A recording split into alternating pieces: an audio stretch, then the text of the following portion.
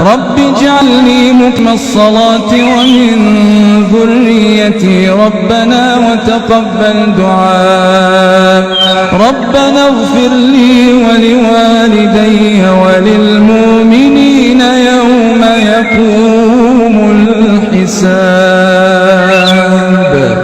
الحمد لله رب العالمين الرحمن الرحيم ملك يوم الدين إياك نعبد وإياك نستعين اهدنا الصراط المستقيم صراط الذين أنعمت عليهم غير المغضوب عليهم ولا الضالين